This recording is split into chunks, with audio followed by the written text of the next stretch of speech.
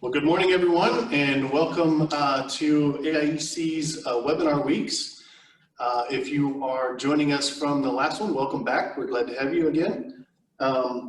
Today this is the 10:30, off on our time here, 10:30. Yes, 10:30. Webinar is iRestore smartphone apps to replace paper for utility work. This presentation is going to be roughly 45 minutes long. We'll leave about 15 minutes towards the end for Q&A. Please submit your questions to us via the chat function. Make sure that you drop down that little selector and select AIEC so that those come into us as the moderator, and we will present those questions to our presenters at the time. Also, please keep your microphones muted unless asked otherwise. And if you have any questions about PD credits, if you're looking to earn some of those today, please shoot Brian Adams an email. He will get you on the track to getting those PD credits. Without further ado, we have Michael Hayflick joining us today. Michael joined iRestore with over 25 years of experience in the utility industry. He began working as an engineer in power generation and then procurement for nuclear contracts before pursuing non-utility trading and marketing positions at several firms where he advanced to senior executive roles. So with that, I will turn it over to you, Michael. Okay, great. Thank you very much. And we want to thank the AIEC for this opportunity today and welcome all the members who are listening. Again, my name is Michael Hayflick. I'm the Executive Vice President with iRestore. And also on the call with me on video is Deepak Swami, our founder and CEO. And also you'll see a picture down there of Mike Sabatino. He's our principal utility consultant. I come from a background of a little bit of emergency coordination work at utilities. Deepak has a career in mobile, and by mobile, Deepak will tell you he means the supercomputer in your pocket and not tough books and laptops and things bolted in a car. And Mike Sabatino is our utility expert with over 30 years of electric and gas operations. Mike started actually as a lineman for New York State Electric and Gas and worked his way up to the director of operations in their largest territory. So with that, today we're going to talk about iRestore and our mobile platform with our suite of mobile apps designed specifically for electric, gas, and water utilities. Our apps are different, and I think unlike anything in the marketplace today, they'll replace paper and antiquated PC software, as it says, and we think of ourselves as the enterprise Uber for utilities, where you hit a button and request a response or want to send information, and it gets delivered and routed to the right people in your community and at the utility that should receive that information, along with the exact date, time, address, and pictures in most of our apps. And most of our apps pay for themselves, as you'll see in the first year of operation. There's a very high value prop. When we talk about apps, you'll see on the graphic today, you get the whole package from iRestore. You get the web-based portals for administering your users and authorizing users. You get tablet-based and apps that would benefit from tablet apps in the field. Your users get Android and both iOS smartphone devices. And in the world of COVID, a lot of this prevents paper exchange and face-to-face contact. Everything can be done remotely on our system. Today, here's an example of some of our apps that you download from both Google Play and the Apple Store, just like you do with your everyday lives. We have our flagship First Responder app on the left, and that app allows your community first responders and Department of Public Works people who are usually first on the scene to select the damage type, take a picture, and send it right to the utility so you have eyes on the scene in minutes before even a trouble crew can arrive. Then we have our visual damage assessment app used after major storms and events. to quickly document the damage, and our portals are very powerful and can calculate ETRs, crew requirements based on the damage reports coming in real time. Then further over, we have our distribution inspection app, and that app you can see can switch over to Google Maps, and you can touch on the asset. It'll pop up the pole ID, and from there you can do a detailed damage assessment with third-party attachments and other things that'll be uploaded in real time and create remediation reports for anything found in the field. And then the last one, we have a whole suite of safety apps. The one we're showing here is our supervisor job observation report, SJOR, but we also have vehicle inspection, tailboarding, and other apps like that. We're not going to get to all our apps today. We're going to show you a few, and hopefully if there's time, we can show you others, or you can contact us after this, and we're happy to set up another demo for you and your team. So I'm going to go over quickly the apps, and then Deepak is going to actually show them working in his hands from Boston, where he is, from his phone. Our first responder app, I mentioned, first responders are usually first at the scene. They pick the type of damage, whether it's a wire, tree, pole, it can be electric or gas equipment. Then we have some drop-down menus. It immediately prompts the first responder take a picture, and then they merely hit support. That saves huge dispatcher time because it converts the address to an exact street location and uploads the picture and everything and sends it to the utility in a matter of seconds. And then the utility can respond. That picture there was a picture of the damage report. This picture now we're showing you is the portal for our first responder app. And the portal has both map-based view, as you see on the left, with color-coded pins of the type of damage and where it is on your system. And on the right, we have a matrix view that you can sort by date and time, the street address, the type of damage, the first responder that submitted the damage, all those things you can sort on. And if you pick either the pin icon from the map or any of the list reports, it'll pop up the picture and all the information on a given report. And here's another example of some reports submitted by first responders that you can see help you send the right crews and materials right out of the gate. Our visual damage assessment app is more detailed and it's more sophisticated, designed for utility workers or outside contractors to do damage assessment during major events. And Deepak will show you that also a little later. Again, a shot of the portal. This was a recent windstorm up here in the Northeast with live pictures, and you see on the lower right the portal of all the damage reports that came in from the windstorm, and on the far left is the actual damage assessment app on the user's phone.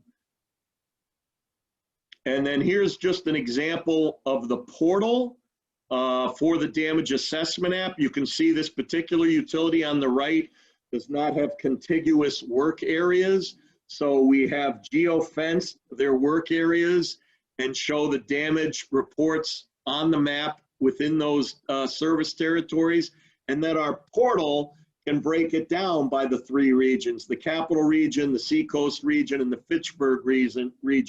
And depending on the type and quantity of damage reports submitted, this is again by the utilities employees or outside contractors, it will calculate the number of man hours and types of crews you need to restore the power for a given ETR. And the more crews you put into the system, it'll automatically change the amount of days to restore the power.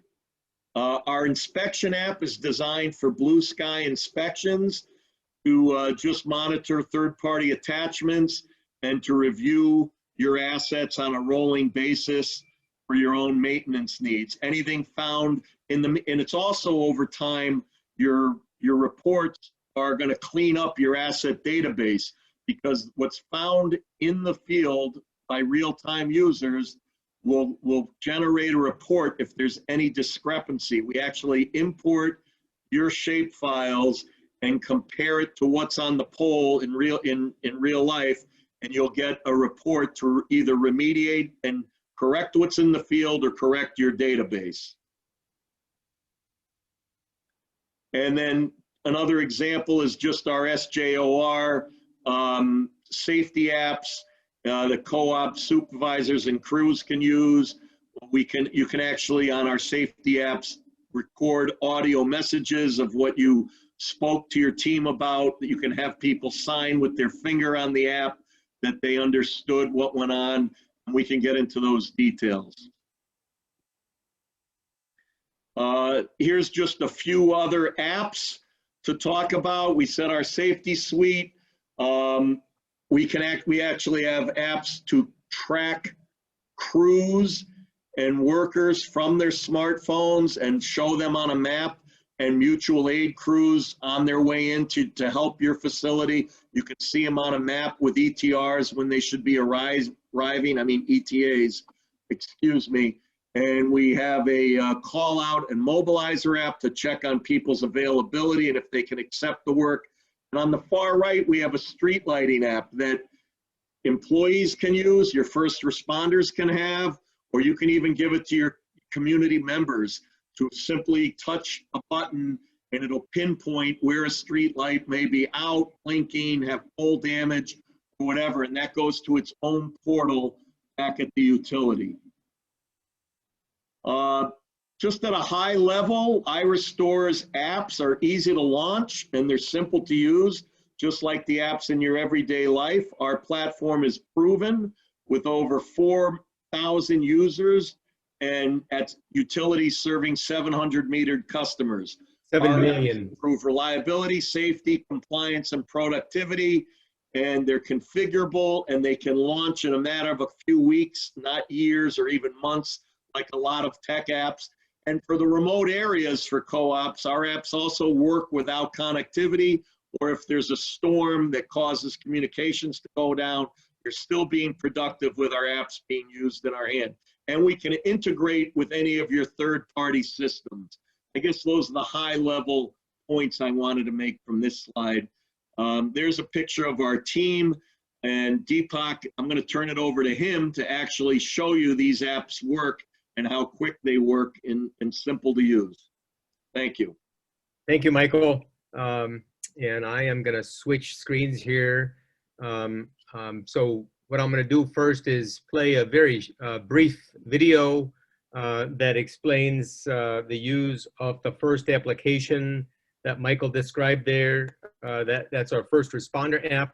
And I'm going to share my screen on that, so you should be able to see and hear that video in a second here.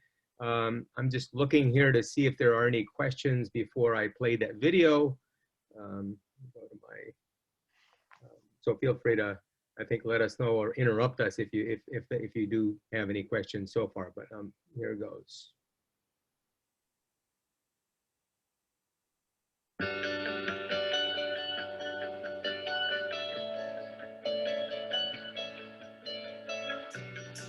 Michael McAllen, the Vice President of Emergency Planning for National Grid, knew there had to be a way for police, firefighters, and his workers to see the damage before heading to the scene. By having this app and this tool that first responders use to take pictures and give us the eyes in the field. This app is extremely easy to use. My name is Donald Briggs. I am the Chief of Police of Kingston, New Hampshire. I am also one of the Emergency Management Directors for Kingston.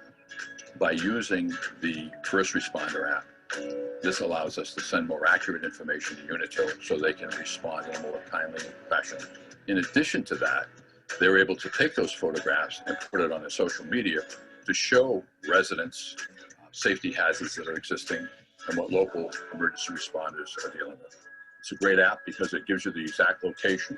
We found it was a better tool for Unitil because when the trucks were coming to the field to repair the damages, they actually had more of the right equipment because they could look at the photos we were giving them. It helps them restore the power to the residents a lot faster. The app helps my officers and keeps my community safe and aware. The app not only benefits the workers out in the field, It also benefits the community where the damage has occurred. Whether it's a pole down across the street or a large tree blocking traffic, now we have better situational awareness of what's going on.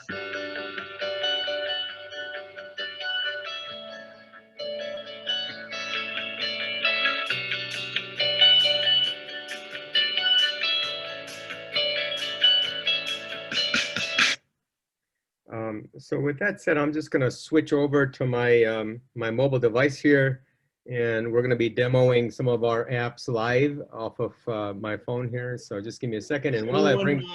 Have any questions either about our first responder app that utilities use and give to their first responders in their community free to use to be their eyes in the field, or any general questions so far about our platform or our suite of apps? I see that there's some questions submitted here. No questions yet. Okay. So Mike Sabatino, I see that you're back. So anything you'd like to add about how this app benefits utilities or has the potential benefit AIEC member co-op utilities, you know, both blue sky and during events here? Yeah, I mean, I think, you know, the value in a storm is very obvious as far as being able to manage the sheer magnitude of the 911 calls that come in. But more importantly, this being used in blue sky, you can actually save some hard dollars here because, for instance, if you get a whole motor vehicle accident in the middle of the night, you probably have to send a qualified electrical person out there to take a look at it, see whether or not the pole needs to be reset or if it can wait till the next day.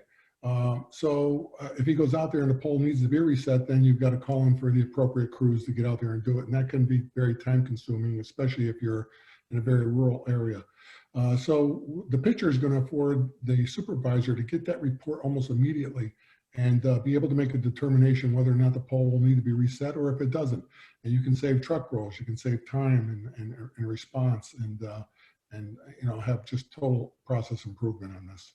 Perfect. Thank you. Thanks, Mike. So I'm going to show you essentially there's 6, and these are customizable so obviously we would, you know, these options are tailored for the Northeast region, but certainly in the Midwest, you know, with a higher occurrence of different weather conditions like tornadoes, these options could be modified, and the app would automatically populate with those options when you launched it within your service territory. So essentially there's 6 main menu items where the first responder can use to report damage. There's a companion app for the line supervisors at the utility to view those damage reports in real time as they're submitted by the first responders.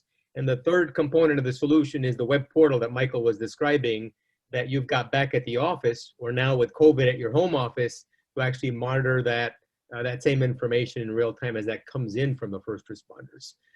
So I'm going to show you how this works. Essentially, I'm going to pick, like Mike was suggesting, if you have in the middle of the night a pole MVA, that's our most common reported hazard, pole motor vehicle accident. You just touch that. It brings up the camera interface on your phone, and this works both on iOS and Android. You take a photograph, it geotags the location where the first responder took the photograph, adds a date and timestamp. You can say use photo.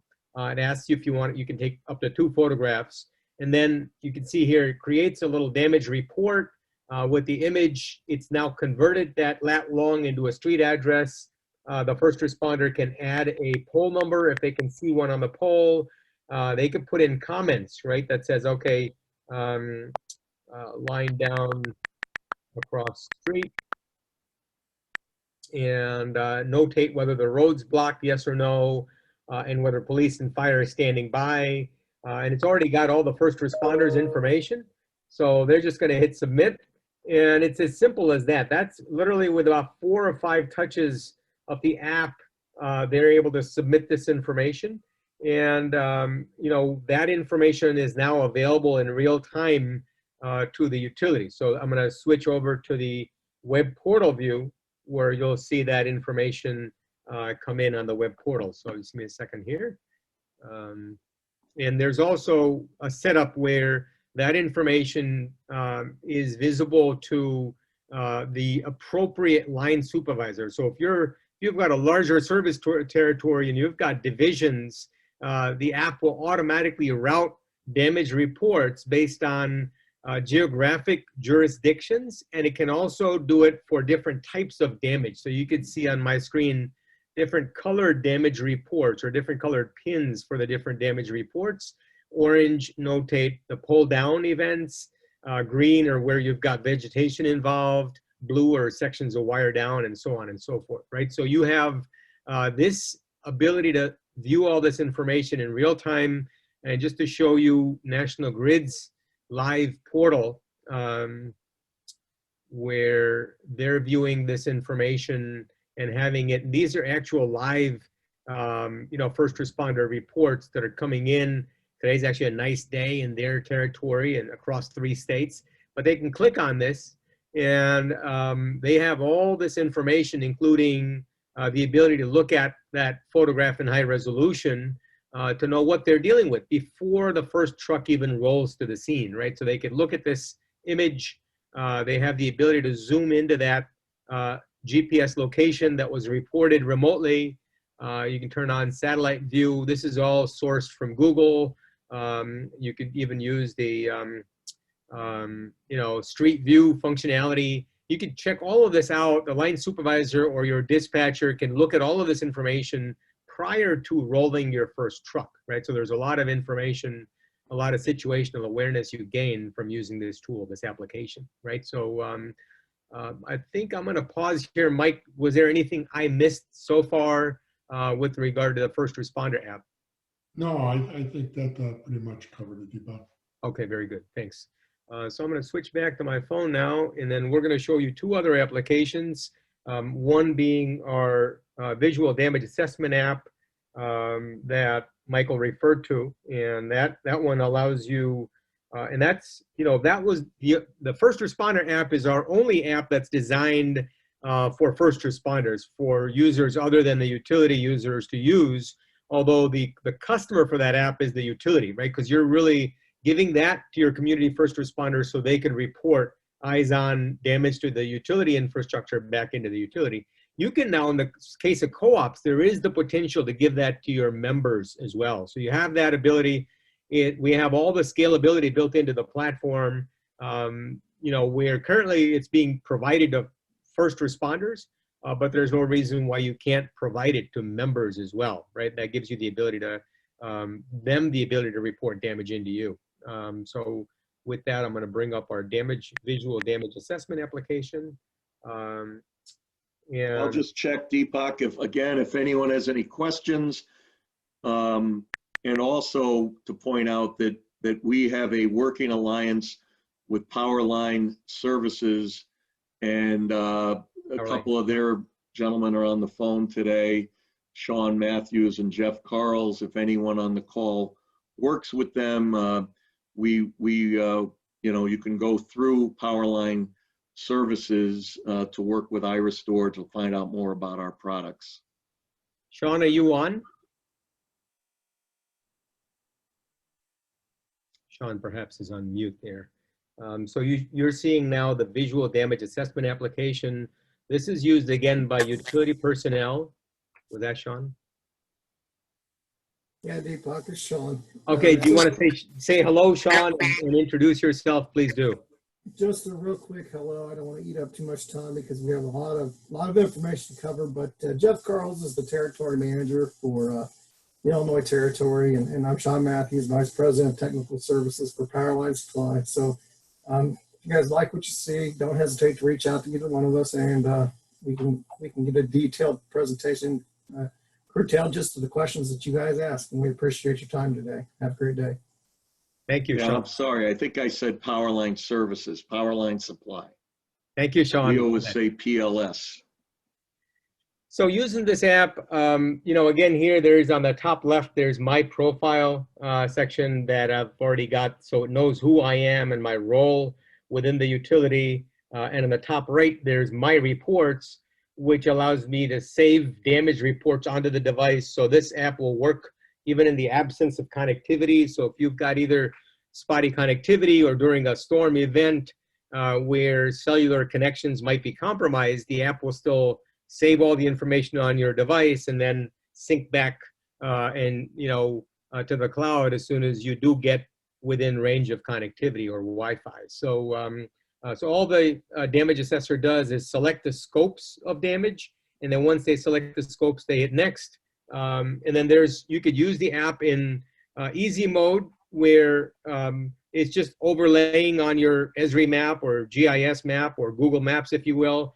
And then you can also use it in expert mode, where we actually import all your GIS assets. And we're working on multi-speak based integration, all of that for the co-op market. So you can import your assets and select them to perform damage assessment, or you can do it in the easy mode in the way that I'm showing you, where it's just an overlay. So I'm going to hit use photo. Think of this as just a more functional version of the first responder app that you saw earlier. There's a lot more ability to look at the damage to your system, and it's all represented by photos. So on the top there, you'll see the top row has wire, pole top equipment, and as you select those, you'll see the underline moving along.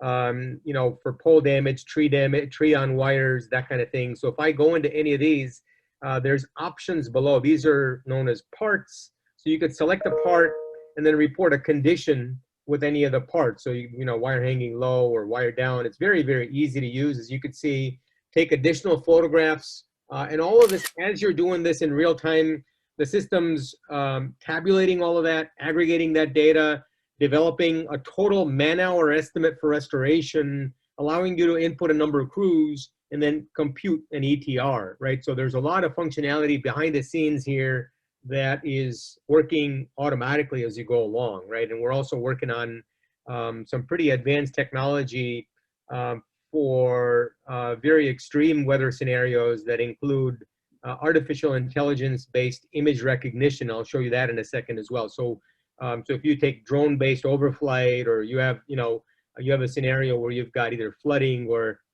inaccessible part of your territory, we've got the application has AI capabilities to interpret what the images are showing you as well. So, but if you're actually doing a walking damage assessment, you would use this application and notate here, and you actually have the ability to add. So if you've got a transformer bank, add a second and a third transformer on the pole and damage assess those. And if you've got a leaking transformer and you need to call a spill crew or an environmental crew, we can automatically on the back end of this build a workflow. So this will automatically send a trigger to dispatch, or so where they could automatically notify an environmental or a spill crew if that's required, if that's one of your requirements. So similarly, broken cross arms, very easy to notate here. Specialized equipment, oil filled regulators, capacitor bank, reclosers. The pole itself, you've got the ability to notate whether it's down or damaged or leaning. And then that information, so for example, if you've got vegetation issues where you've got an entire tree down on wires, that could be routed to a tree crew, and those routing rules can vary day or night based on whether you've got a crew on standby. It can be sent to an external contractor. All of those are possible, right? So you hit next, and it prepares a more comprehensive damage report than what you saw with the first responder app. It's automatically got my submitter information, it's got my address, it's got all the photos, and then it's got all the parts. And you could use this for insurance, you could use this for your FEMA, claims, post-storm, for, post-storm restoration or after the fact. So all I do is hit submit here. And in this case, the images and the information uploads, and it's back to my main damage assessment screen here, right? So I'm going to pause here and then switch back to the portal, where I will show you, what you see back at dispatch or back at the office. And in the meantime, if there's any questions, Mike Sabatino can answer them while I'm bringing that up. So feel free to ask away. Let's see here.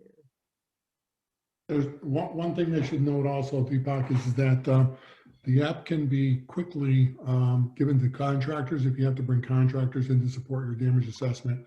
Very, very quickly you can onboard them, and one of the benefits is you don't have to be a qualified electrical person to go out and do this type of damage assessment, given how we've designed it. And the other benefit for co-ops, no matter how small or large your system is and your territory is, our license allows you to give it not just to your own employees, but to external third-party contractors as well.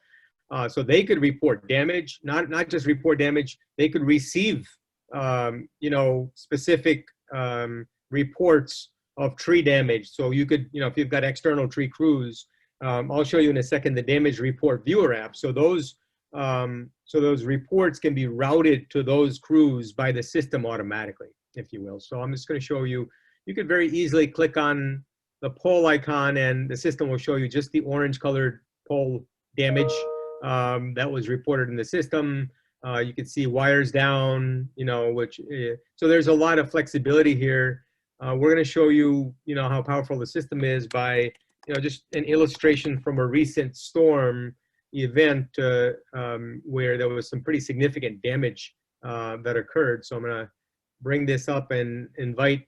So as you can see here, there's different colored pins. It's showing you the date of the damage assessment, the type of damage that was reported, and you can toggle between this view, which is a matrix-based view, and a map-based view, where you have the ability to zoom in and see exactly where that is, turn on the satellite. So you know exactly what you're looking at. I'm going to go back to the matrix view and pick this particular damage assessment report. And then now I have the ability to actually see, I could even full screen that map location. So let me show you that. So I could see exactly where the damage is. Let me just move this control aside so I could zoom right into that. And, so you get all of this tooling with this, and it's automatic, right? So there's no manual processing here. And then I can click into that photo of the damage. And Mike, I'll let you describe what we're looking at here. It's the actual damage report from a recent storm. Yep. And what's nice about this too is this is going to go into your control center, and you can actually take a look at the damage and make even better assumptions. If you look at this, somebody may have just reported the pole down, broken, and transformer down. But you take a look, you can see one of the insulator bushing is broke off. And I would imagine there's probably an oil spill associated with this bit of damage here. So it'll give you the opportunity to get an environmental crew out there or a spill crew out there in conjunction with the restoration crew also. And so there's the ability to tag it, to, assign that to a third party. There's, on the back end of this, there's, with our inspection application, which I'm going to show you next, that's the final application that we're going to show you. It automatically creates work in the system, and that work can be assigned to technicians, and those technicians get them in their inbox, and then they can, once they perform the work, they can update that work as complete. So you have a full-fledged capability of first responders, maybe even your members reporting damage to the utility, the ability to instantly get situational awareness and see that damage. And then finally, the ability for your own crews to perform damage assessment after a storm, and also do, preventive maintenance and inspections on your system. And that's the third app that I'm going to show you next, right? So having said that, you're going to now see in my screen the one piece I didn't show you, which is the damage report viewer app. So in the case of the damage report viewer app, think of it as our web portal in a mobile application format, right? So what that app allows you, this is what you would give to your line supervisors. So your line supervisors would see these damage reports as they come in, and they would be routed to the appropriate line supervisor automatically, right? So without any action on their part, they would get, let me just reset this here, filter. And so here's the report that I just did. So I've got the ability to pull up that damage report. I got the ability to look at that detailed photograph right on my phone here, zoom into that like what I did on my on the web portal. I've also got the ability to zoom into the map to see exactly where I happen to be sitting in the Boston area, and then look at all the details that have to do with what was submitted in the application, right? You can also forward this entire damage report to another, you know, crew that's in the field, just via text message, email, what have you, and it includes a tiny URL link, and that's going to include, you know, basically the photo, the map location, all of that with them, right? So that's the damage report viewer app, and you know, we have a couple different versions of that out there. So you have the ability to toggle on the bottom here between a list-based view and a map-based view that allows you to zoom into the exact location of the damage here, and also has filters built in, so you can filter on type of damage, date, you know, all of that stuff. So that's our damage report viewer app, and I'm going to show you our inspection application. And with the inspection application, this is really designed for preventive maintenance, blue sky, you know, safety work or inspections of your system. We load all of these assets from your GIS and or asset management system. These assets can be loaded by city or by circuit. So you would see a list of cities or circuits, and essentially all of that is on this device right here, right? So it's these devices have a lot of capability in them. You know, when Steve Jobs launched the iPhone, his vision was desktop class applications on phones. And that's what we're doing, really. That's what iRestore does for utilities, is build desktop class applications on phones, right? And also, of course, to a lesser extent on tablets, iPads, and the web. But, you know, you could see here by going into this application, all of your assets load. Red are overhead assets or poles, blue or underground assets. You'll see green colored pins. Those are assets that have already been inspected, right? So I have a lot of capability here. I could turn on the satellite view. I could rotate that with my fingers right on the app. And this is all cached onto your device, right? You don't, this will work without connectivity. When I touch that, it's got the asset ID on there. I also have the ability to actually search for it. So if that's 322005, so you'll see how quickly this goes. This all runs in memory real time on your device. So literally instantaneously, you could pull up an asset, or just the simpler thing to do is to stand right next to it. You'd see a blue dot next to where you were standing, and that's the asset that you could choose to inspect. It'll bring up all of the details of the pole class, the feeder line number, all of that automatically. And if it doesn't, you can enter it, you know, I mean, into the system, but it could be imported directly from your GIS or asset management. And once you do that, you go into next. It already knows it's an overhead asset, so you see underground grayed out, but you have the ability to perform a much more detailed check for preventive maintenance inspection of your, you know, transformers, you know, if you're doing safety inspections, if you're doing, so, you know, anything that you report here, say you have a damaged crossarm, automatically creates work on the back end. And that work can automatically be assigned to the appropriate technicians, either internal crews or external crews, to go perform that work, right? Testing, Mike, you want to just briefly touch on testing? Yeah, a lot of the utilities have to do stray voltage testing and also pole integrity testing. They may do that in separate inspections or do it all in combined inspection.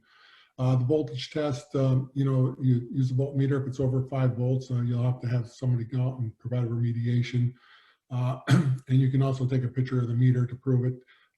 For pole integrity, you can visual test. That could be something obvious, or a form test using a hammer banging at the base of the pole, or a more detailed resistograph test, which basically measures the deterioration in the inside of the pole. And again, a meter reading can either be Bluetoothed in to the app or a picture taken of that meter with the readings on it.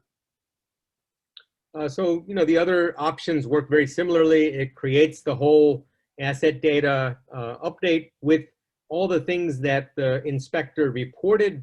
And then this data gets, you know, submitted to the web-based system that I'm going to show you in a second. So I'll switch back to the portal view where you're now going to see that information as it sees, you know, coming in, you know, as you view this information from the office or the home office. So I'm going to switch to an actual live customer that we have on this application, and you're going to see their inspection reports in a second here. So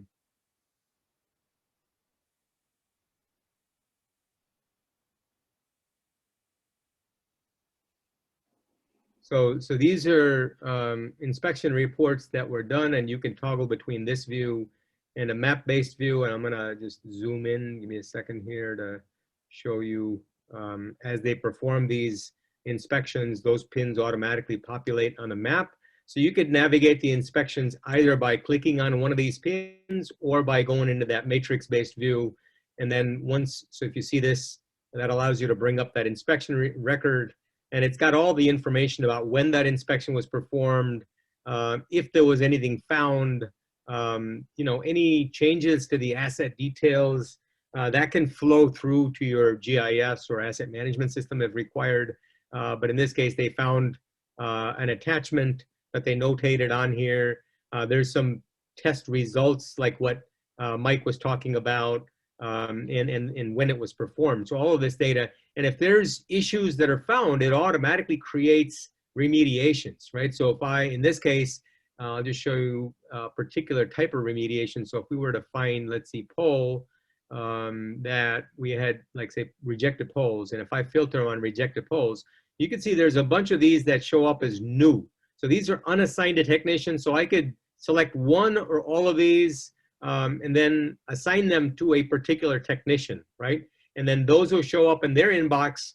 And then as they can then update the status, they could say, okay, change the status to awaiting completion. And once they complete the work, they can change that to work completed.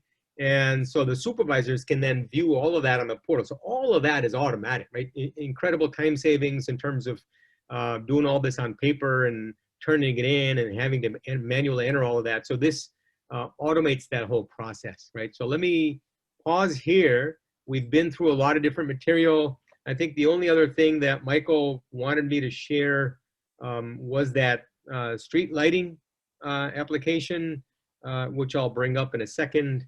But we'll take any questions while I bring that up.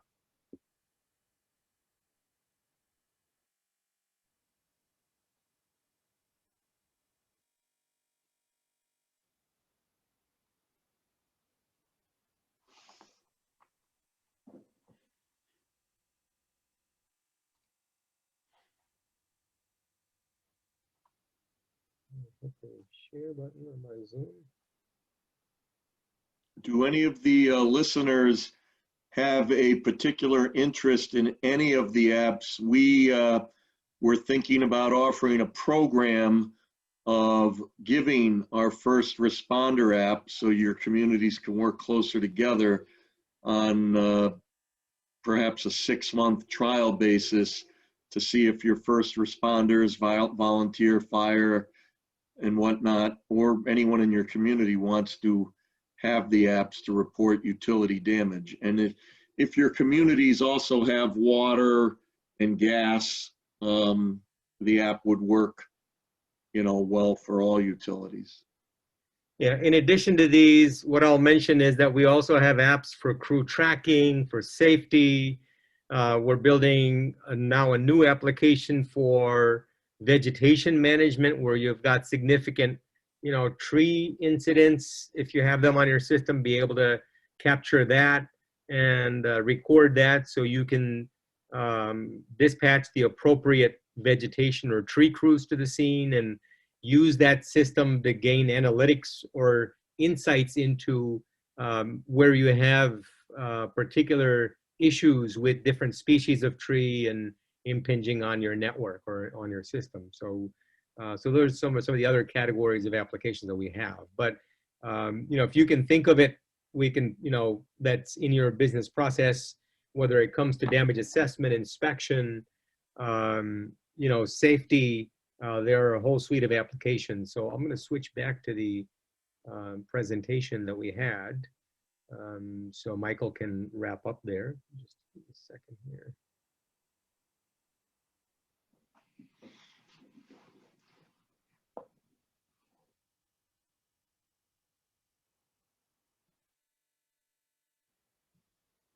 Yeah, so just in closing, we did a high-level review of about a handful of our apps. Each app is designed to do a different function or role for a utility.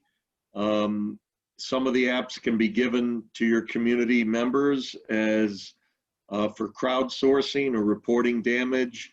Some are designed more for first responders who are trained to keep away from live wires and dangerous situations. And others are designed for utility employees and their outside contractor or mutual aid crews. Our apps generally take a few minutes to learn, and they generally can be launched and running at a cooperative in a few weeks without a large drain on any IT resources. They're totally secure on our Amazon Web Cloud server, and we can integrate with any of your utility existing systems, your outage OMS, your MillSoft, whatever you may use.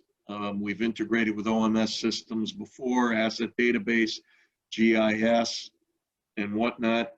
And it's really just the value prop in all of our apps is to pay for themselves in the first year in value, in productivity savings, safety enhancements, community communication, and compliance. Again, our portal that Deepak's showing you now from damage assessment can help you plan your outage and request how many mutual aid crews or outside contractors you need based on the damage assessment after a major event.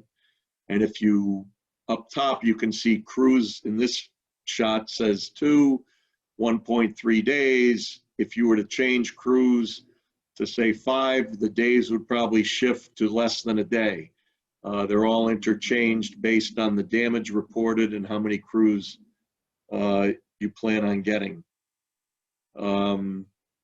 Again, these all reside on your own smart device, either an iPad or your Android or iOS smartphone, or company issued or co-op issued devices. Nothing gets stored on the user's phone or in their photo library. That all gets encrypted and out in the cloud, so you're not using other people's data, their capacity on their phones and whatnot. The other thing I want to touch on very quickly is that we have built for groups of municipal or co-op utilities, particularly the need for mutual aid, where if you've got a major event, the ability to request or offer resources to other members when there's a major event.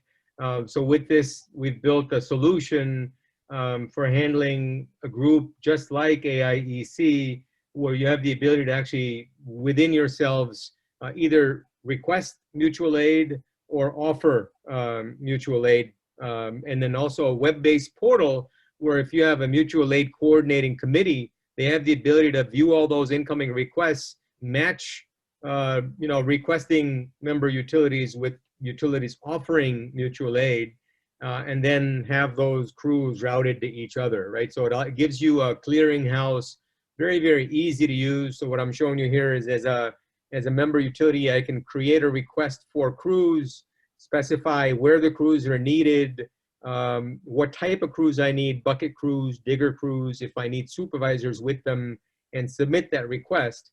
And then now that request goes into the mutual aid coordinating committee. And then that mutual aid coordinating committee can review those requests and then match them with, utilities that can offer assistance. So if this app can be used both to offer mutual assistance or request it. So in this case, now if I'm a utility that has crews available for mutual aid, I can say, okay, yes, I am able to offer mutual assistance, and I can commit a certain number of crews, bucket, digger crews, and supervisors, say 30 of the 40 that were requested, and I can submit those. And then on the back end of this, there's the web portal where you have the ability to view those requests for the mutual aid coordinating committee, and then the ability to match those. So I'll show you that in a second here.